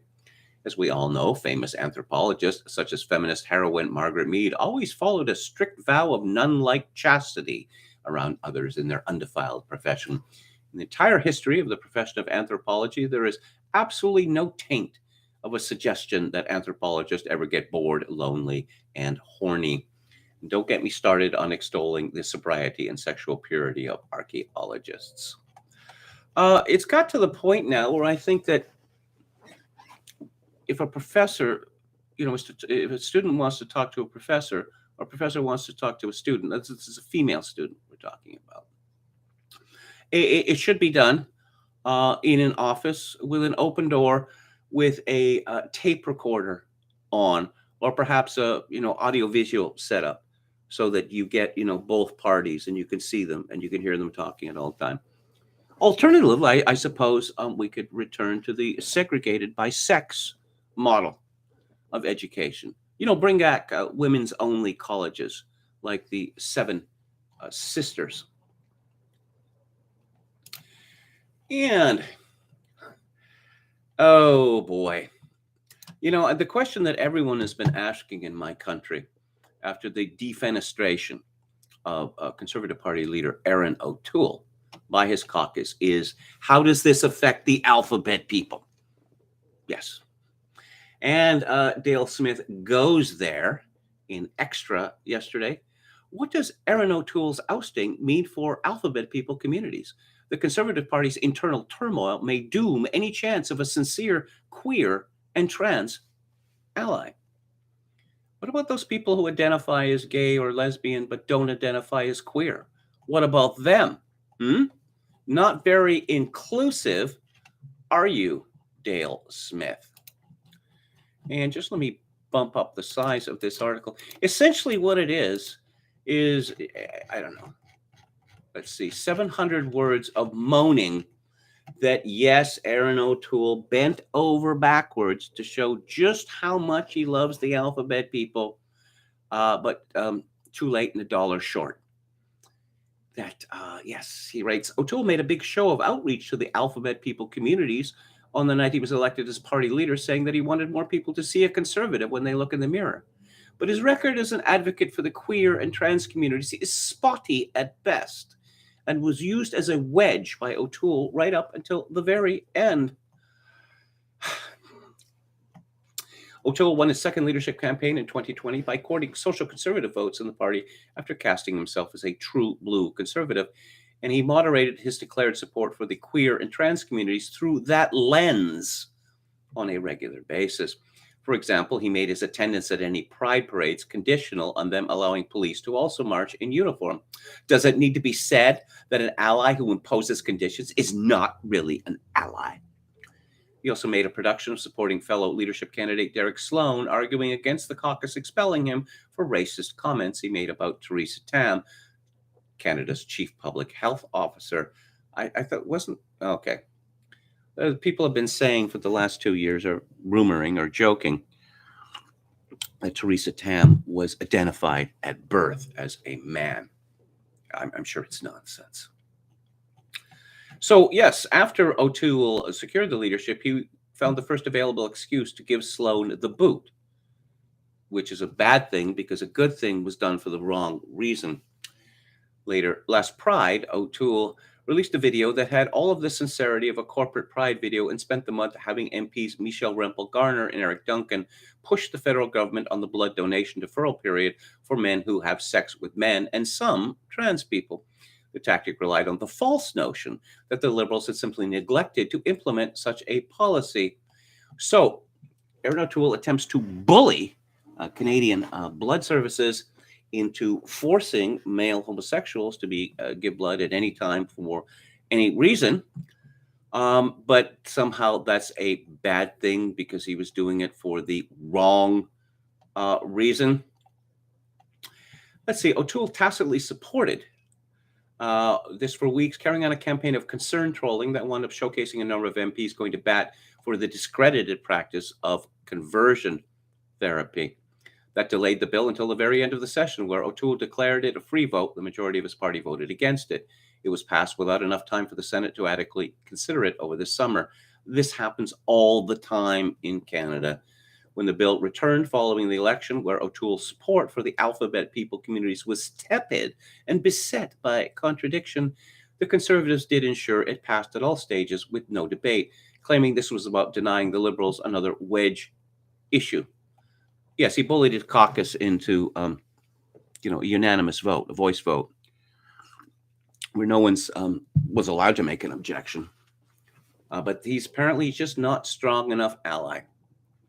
Any Canadians who think that this is going to change when and if Pierre Poilievre becomes leader should know that one of the very first Conservative MPs and Conservative heavyweights, Michelle Lanceman, who is a radical lesbian, just told the world that she just loves Pierre and is going to be supporting his campaign. So the PR gay spit mafia is still going to be well entrenched in the Conservative Party of Canada. And we're going to be moving to Theatre Thursday shortly. The National Post, the conservative, the soi-disant conservative newspaper in Canada is not conservative at all. And John Iverson writes a column where accusing Pierre Poilievre of just misinformation, because apparently Poilievre believes that government spending has something to do with inflation, that he's murdering truth by saying this. Okay. Because, money, how much money there is, what does that have to do with inflation? I mean, come on, people. This disinformation is getting totally out of hand. Let's go back to the chat. Metal Mike says the Epoch Times is the only readable newspaper around here. Hello, good night to Burton Sultanoff. There must be the high levels of tea in the chat. He says, Dan says, Popper Rempel. Okay. Remember when queer was an insult? I do remember when it was an insult. This is from Yo Mama. It is still an insult if someone from the outside uses it about someone from the inside, just like the N-word. Wasn't Margaret Mead a lesbian? Says Palpcasso 88. That was not my understanding. I once saw Margaret Mead. There was some big conference at the University of British Columbia circa 1976 when I was working there. And she was there, and it was quite comical because she was very small, short in stature, and very, very wide. And she literally waddled down the street. Most amusing. Let's go to the personal life section of Margaret Mead's wiki entry. Ooh, she influenced the 1960s sexual revolution. I guess she must be a good person. You know, she was pretty much a fraud. She was married 3 times, so that suggests that very strongly that she was not a lesbian and bore a child. Oh, before departing for Samoa, Mead had a short affair with the linguist Edward Sapir, a close friend of her instructor Ruth Benedict. But Sapir's conservative stances about marriage and the woman's role were unacceptable to Mead. And as Mead left to do field work in Samoa, the two separated permanently. Mead received news of Sapir's remarriage while living in Samoa, or on a beach. She later burned their correspondence. Her pediatrician was Benjamin Spock. Oh, man. Yeah. Okay. And Mead never openly identified herself as lesbian or bisexual. In her writings, she proposed that it is to be expected that an individual's sexual orientation may evolve throughout life. Sexual orientation is a rubbish term, meaningless. It has no efficacy except as a Trojan horse. That's the only efficacy that it has. Who else do we have here? Young Charlotte Rampling versus Michelle Rampling or whatever, Quachalango. Now I know you're trolling me.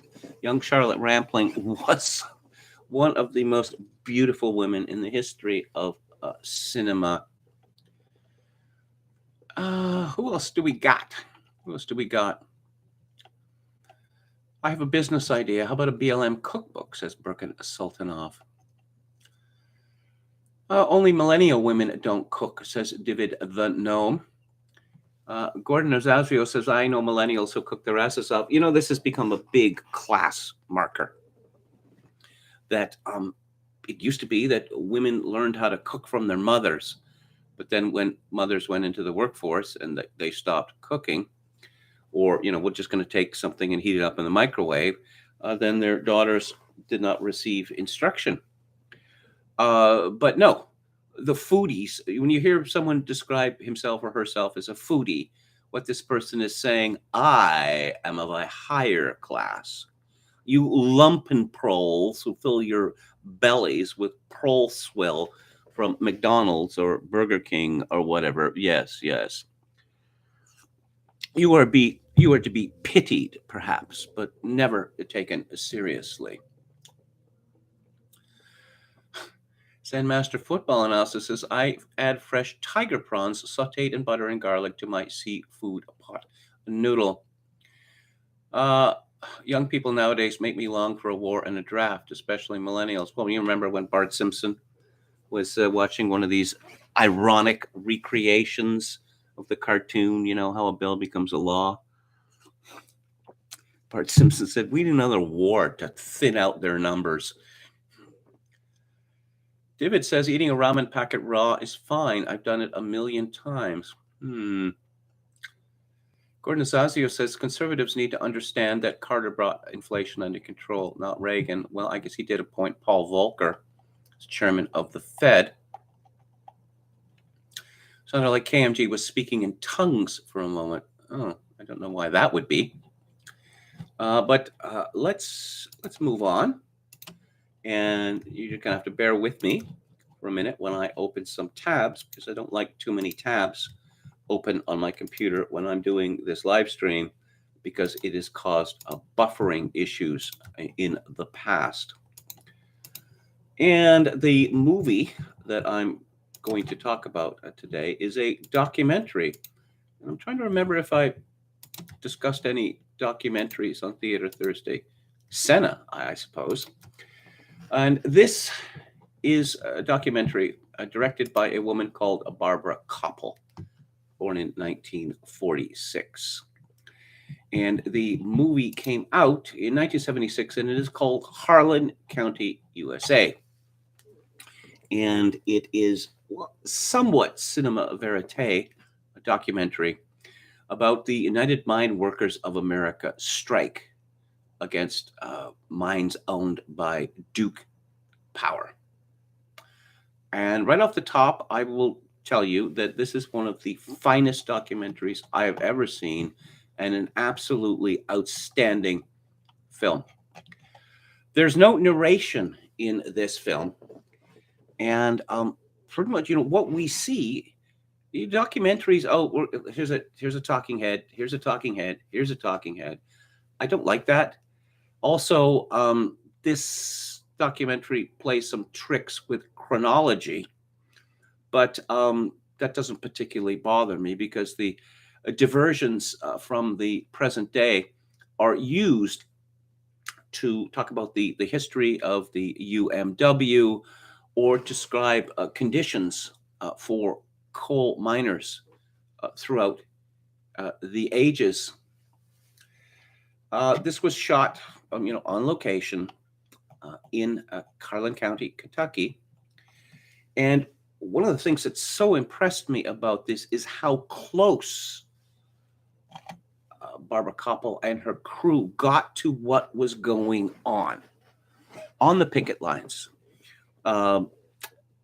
with the strikers attempting to stop so-called scabs from entering the mine, scuffles between pro and anti-union forces, with the sheriff vainly attempting to mediate a truce. And I know that the sheriff showed up in a pair of slacks and short sleeve shirt, like a golf shirt, and he didn't have a weapon. He wasn't, he didn't have a Kevlar vest. He didn't have this ridiculous fluorescent yellow vest or any of that nonsense. He's just a local man who's the sheriff, who's trying to keep peace between two groups which are at each other's throats. And this gives you an idea of how much policing has changed in the last 50 years. Koppel and her crew got to be quite close with the strikers and their wives. And this is, among other things, a movie about strong women. No, really strong women, not the strong women you see in movies or television shows. Because when these men go on strike, and they were on strike for months and months and months and months, they don't get paid. And most of these women had children, and obviously, given that their lives were not exactly luxurious before the strike, this was a tremendous hardship, and the sort of thing that tends to break up marriages. But these women stood by their men and more, often led the fight. We have depictions of union meetings, of company executives attempting to talk to the miners. We see a delegation from the UMW travel to New York City, and there's a remarkable scene where one of the protesters he's talking to a street cop in New York City, and the cop sympathizes with him, and the cop tells him, what his wages are and his benefits, and the cop says, "Hey, my job is a lot easier than yours, and they pay you so little." Okay, I'm going to say this is a pro-striker movie, the strikers against Duke Power, but I would say, how could you not be on the side of the mine workers as opposed to Duke Power? We learned from the film just how enormous the profits of this company are, and how the ridiculous wages that the miners are paid. And I guess one of the things we learned from the film is that it had always been this way. That the coal miners the coal companies, which are now owned by oil companies, we learned from the film, they had always raked in the money, and the miners were paid as very little as they could get away with. And of course, a great number of these miners come down with silicosis or black lung disease, which is a crippling ailment, their lungs have pretty much been shredded by coal dust.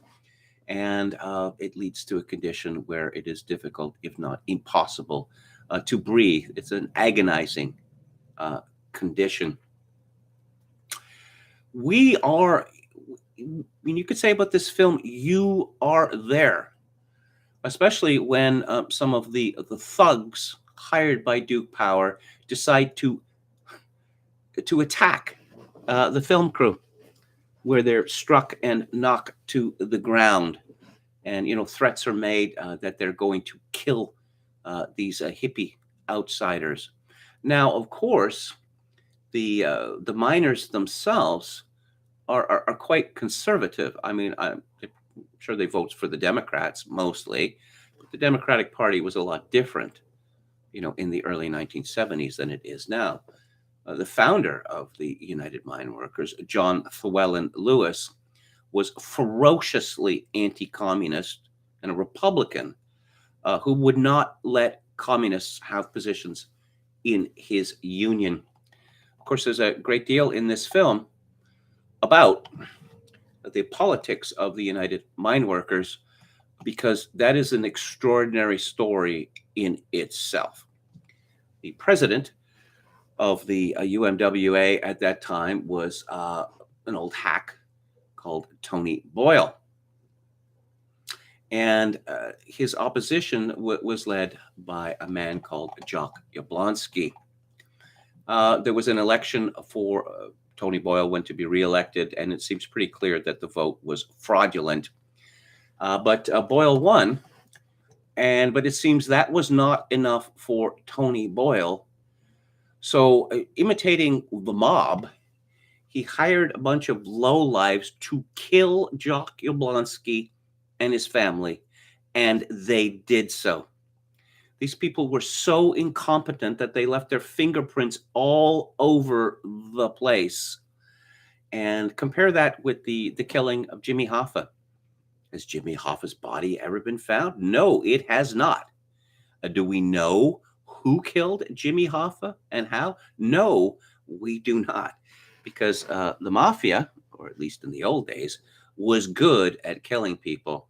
And it's harder to do that and get away with it than you might suspect or see in, say, a Lifetime movie.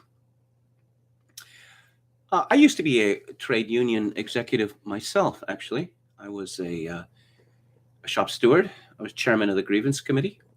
I was on the local and provincial executives.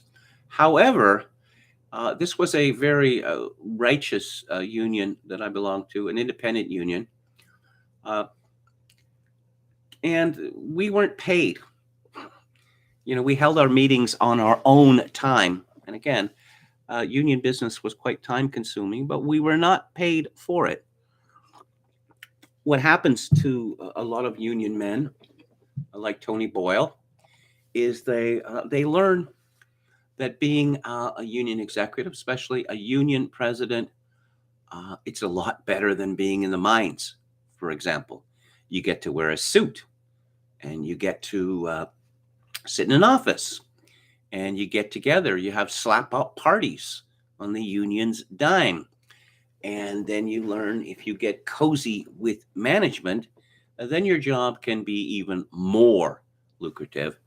And effectively, these leaders, and there are many such, become so corrupted that they are essentially working for the company and not for their union members. We see the picket lines again and again and again, and they had to get up. The striking workers, they had to get up at well, 5 o'clock in the morning, before the sun comes up. And similarly, the film crew had to do the same, to be there for the unfolding events. Barbara Koppel, she bought a pistol, which she shows, because that's how seriously how she took the threats to her life. You see, near the end of the film, you see the pros moving into the United Mine Workers Union, and it's disconcerting. These floppy-haired college graduates with their decidedly left-wing opinions. And again, we need people who know what's what to run the union. Oh, they're university educated or the like. And what is their level of identification with the workers? You see that in the labor movement in Canada and the United States now. All the major labor unions are in favor of immigration. More immigration. Well, the old union leaders like John L. Lewis, they knew the truth about this. And labor unions were associated, sometimes infamously, with anti-immigrant attacks, because immigrants are brought into countries to lower wages for the natives and to make working conditions worse. If you look at Carnegie's mines, say, there were a lot of Irishmen working in Carnegie's mines in these company towns where you were paid in scrip. Why did Carnegie and the men who work for him like Irish? Well, because they're immigrants, and whatever pittance they were getting paid, and whatever danger that they were exposed to, and the danger was real and daily, with many people being mangled and killed working in Carnegie's mines. The idea was these people would put up with it because it was better than starving to death in Ireland. And in America, it's you can make anything you want of yourself. The Horatio Alger myth. In Harlan County at that time, I don't know whether that's changed. I mean, you can see some of the same thing in the fictional TV series Justified. People like to sing and they like to play. They are not tutored in music, but it seems to be genetic that you're going to have in every family, you're going to have singers, you're going to have someone playing guitar or someone playing the banjo. And I was reminded watching this film that after the Coen brothers movie came out about, hillbillies or rednecks, that the soundtrack album became a huge hit, multi-million seller, and spawned all these imitators. And this style of music became popular for the first time in a very long time. And there is outstanding music in this film, sung by a woman called Hazel Dickens, who, came from that ilk, came from that scene, from a mining family. So she knows whereof she speaks. A lot of the music in this film, particularly that which sung by Dickens, is a cappella. And we are reminded watching this film of just how powerful the naked human voice can be. This took about 18 months. There was 18 months of filming. And of course, one wonders just how. John Sayles, in the Criterion version of this film, the Blu-ray, there's a video short by him, and he wonders about the fabulous amount or distressing amount of footage that was taken. And to cut this down to 103 minutes, Sayles says, this is where you could say the filmmaking really begins here. And I have no problem with the editing at all. Of course, it's old-fashioned editing. We have a man right near the beginning. We have an old man in a rocking chair on a porch, and he's singing a sign. He's singing a song about coal mining. And the camera hangs on him, and we hear his whole song about coal mining. I suppose, this would be chopped, within a few seconds, or maybe we get little bits of it throughout the movie. But it is powerful and significant to hear this old retired coal miner sing about the hazards of coal mining. One of the reasons for the strike was an explosion, a deadly explosion at the mine. And of course, the company didn't seem to have much interest in the health and safety of its workers. Now, we see archival film of old miners, and we see film of dynamite being used, and we see them sweating and with blackened faces, absolutely filthy, and well, cold as well, and working in water, just a absolutely dreadful job. There's some humor in the film. We see a couple of black mine workers, union supporters, and they said that one of the things about coal mining is when the miners come out of the hole, it's impossible to guess which race they are because they all look black. Now, it could be that Barbara Koppel decided to deliberately make race relations at the mine better than they are. I mean, I don't know. But certainly the two black men that she interviews for the film are quite sincere in their solidarity with the union across racial lines. So I mentioned the Criterion release of this, which I highly recommend. I'm wondering, if Kodak film was used to produce this, because there's a particular kind of color grade that one gets with Kodak film. These very, very inky, almost viscous reds, for example. The restoration of it, or whatever restoration was needed, it looks wonderful. It looks tremendous, And we get an audio commentary by Barbara Koppel and her editor. We get a documentary called The Making of Harlan County, USA, a video interview with Hazel Dickens, outtakes, and the aforementioned video interview of John Sayles, who made a film about a strike himself called Mate One. A panel discussion with Barbara Koppel and Roger Ebert, the original trailer, and liner notes essays as well. A typical stacked Criterion package. And, I frequently look for anthropological benefit from a film, and we certainly get it from this. This film was made a little under 50 years ago, but it might as well have been, the Middle Ages. That's how much America has changed. I mean, particularly the idea that a woman should stand with her man. I mean, that's completely gone now. And if you look at the men, yes, they all have long hair, pretty much all of them, except the old ones who have the power hairstyle, as Tom Wolfe called it. You put some oil on it and you comb it straight back. But all the younger men, the miners, they got long hair, but they are, well, masculine.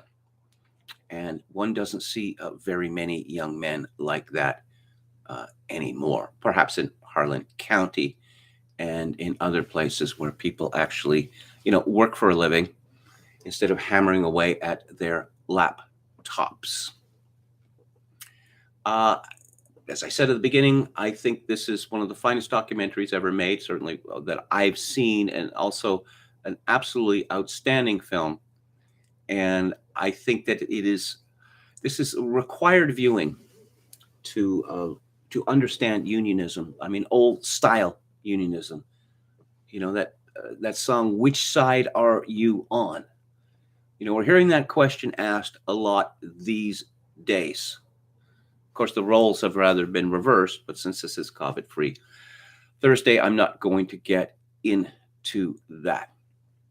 But unions that work to protect and enhance the lives of their members who typically do unpleasant and hazardous jobs. I'm on the right, but I found this movie thrilling in that respect. That one is used to people who are supposed to be on your side, people who are supposed to be advocating for you, doing the opposite, and this solidarity that we see in this film is inspiring. So those are my thoughts about Harlan County, USA. And what movie are going to we? Well, yes, this is a pro-union movie, very much a pro-union movie. Although the company, they get their say in it. I thought that I would balance this next week with a anti-union movie, although perhaps that's too broad a brush. But the film is it's a British film from 1960, directed by Guy Green, starring Richard Attenborough, called The Angry Silence, which was also filmed on location. And in this sort of film, location shooting adds so much. Let's have a final look at the chat. Okay. Don Willis says, we used to sing this song with the kiddies while traveling. I was a decent dad, I like to think. Jokin666 says, the class solidarity is precisely why the nominal left sows identity discord. Indeed. Because intersectionality leads to the war of all against all. Don Willis quotes Doc Watson, roll on, buddy, with a load coal. How can I pull when wheels won't roll? Again from Doc Watson, it's a long way to Harlan, long way to Hazard. Just get a little brew, Lord, just get a little brew. We're talking about Madonna and Scratch and Sniff. Yeah, what does patchouli smell like, asks Oscar Toe? It smells awful. It's disgusting. It's gag-inducing. That's what it smells like. Others may disagree. And let's see. Oh, rebarbative, yes. Oh, Don Willis likes my use of the word ropey as well. I figure Kevin is being a Stetson man, says Oscar Toe. Some years ago, when I was young and had no responsibility, I thought I'd like to wear a hat. And so there was a hat store in downtown Vancouver, Granville and Dunsmuir, and it's no longer there. It disappeared a long time ago. So, I used to buy nice clothing. And I thought, what's a hat will go with this. And so I got a beaver hat, for winter, the Stetson hat for a cupboard. And I got a fedora. And I found out that a lot of people do not like men wearing hats. And it got ugly.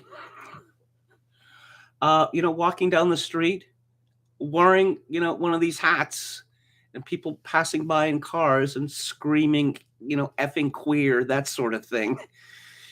That was unpleasant. And I was once at a party. It was called a hat party. You were supposed to wear a hat. So I wore my gray fedora. And then driving home, I thought, well, what does that spell? What's going on here, right? And then I took my hat off and I found that someone had put a lit cigarette in the brim of the hat, thereby destroying it. And that was it for me. I thought, yes, I'd like to wear a hat, but it seems too dangerous. And I'll be back on the air tomorrow at 4 p.m. Pacific, 7 p.m. Eastern. It's a book club tomorrow, and I'm going to be discussing a novel by Joris Karl Huisman called Là-bas, or Down There. And as always, yes, if you'd like to support the live stream with a donation, My PayPal account is linked to Kevin_Grace@hotmail.com. If you're in Canada, donations to the live stream may be made directly via Interact at kevingrace@shaw.ca. And as always, I leave you with this benediction. In these days of social atomization and civilizational collapse, I do dearly wish that you, my dear viewers and listeners, manage to forge a genuine human connection in order to ease the burden. Good night.